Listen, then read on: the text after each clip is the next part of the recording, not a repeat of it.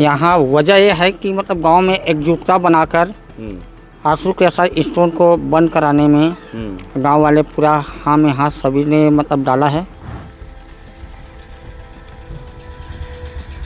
तो यह है कि मतलब आंसू के साथ स्टोन को बंद कराना चाहते हैं। पानी का समस्या मतलब वाटर लेवल कम हो रहे हैं, इसी कारणवश जो भी फार्म भरेगा वो 15 लाख देगा। बलौदाबाजार जिले में एक तरफ आज दूसरे चरण का मतदान जारी है, वहीं दूसरी ओर कसडोल विकास खंड के कोट गांव में चुनाव का पूरी तरीके से बहिष्कार कर दिया गया है। इस वक्त मौजूद हूं मैं कोट में और ये कोट का जो स्कूल है यहाँ पर पोलिंग बूथ बनाए गए हैं। बाकायदा पोलिंग बूथों को यहाँ पर पहुँचाया गया है चुनाव के मद्देनज़र रखते हुए। पोलिंग बूथ अंदर में पीठासीन अधिकारी और तमाम जो चुनाव संपन्न कराने वाले अधिकारी हैं यहाँ पर मौजूद है, लेकिन सुबह से एक भी मतदाता यहाँ मतदान करने नहीं आया। और सबसे बड़ी बात यह है कि इस पूरे गांव में किसी ने नहीं पंच के लिए आवेदन भरा, ना ही सरपंच प्रत्याशी के लिए आवेदन भरा। निश्चित तौर पर गांव में किस लिए बहिष्कार हुआ है, आखिर वजह क्या है, ये गांव के लोग भी सामने आके नहीं बता पा रहे हैं। लेकिन जिस तरीके से बहिष्कार हुआ है, आखिर वजह क्या है, जानने की कोशिश करेंगे। इस वक्त गांव के पूर्व सरपंच यहाँ पर मौजूद हैं। आखिर वजह क्या है कोट गांव में चुनाव बहिष्कार का? मैं गोविंद साहू, सरपंच प्रतिनिधि ग्राम पंचायत कोट का। यहाँ वजह यह है कि मतलब गांव में एकजुटता बनाकर आंसू के साथ स्टोन को बंद कराने में गांव वाले पूरा हाँ में हाँ सभी ने मतलब डाला है।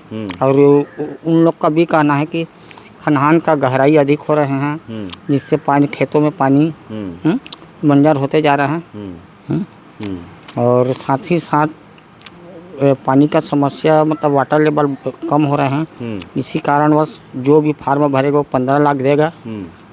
मतलब अगर कोई सरपंच या पंच के लिए फॉर्म भरता है तो उसको पेनाल्टी 15 लाख रुपए देना पड़ेगा। गांव के हिसाब से है। इस टाइप का निर्णय लिया है और आज तक कोई फार्म नहीं भरा है, नहीं यहाँ मतदान करने के लिए यहाँ कोई भी उपस्थित नहीं हुए हैं। मतलब इस बार के चुनाव में किसी भी प्रकार का किसी ने भी उम्मीदवारी प्रत्याशी नहीं बने? नहीं।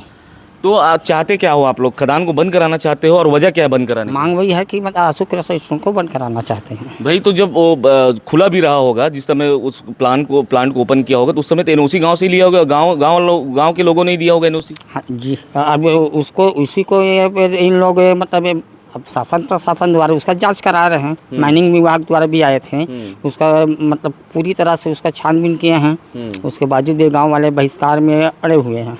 तो बहिष्कार किए हैं, लेकिन मीडिया के सामने गांव वाले क्यों नहीं आ रहे हैं? अभी इसके बारे में तो अवगत नहीं है कि लोग चाहते हैं कि अब बंद होना चाहिए और आने में भी मतलब सभी को आना चाहिए मेरे हिसाब से।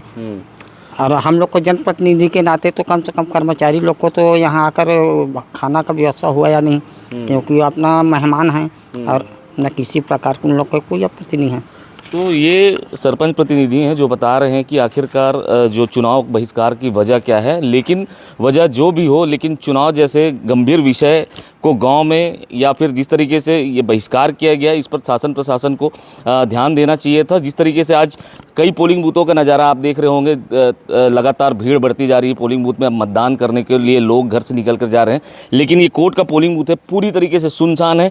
एक मतदाता यहाँ पर नहीं है और ना ही किसी ने इस गाँव से पंच सरपंच के लिए अपना फॉर्म डाला है। तो निश्चित तौर पर एक बहुत बड़ा विषय है। अब देखना होगा कि इस गांव में कब चुनाव संपन्न कराया जाएगा। कैमरा पर्सन प्रकाश के साथ सुनील साहू, IBC 24 बलौदाबाजार।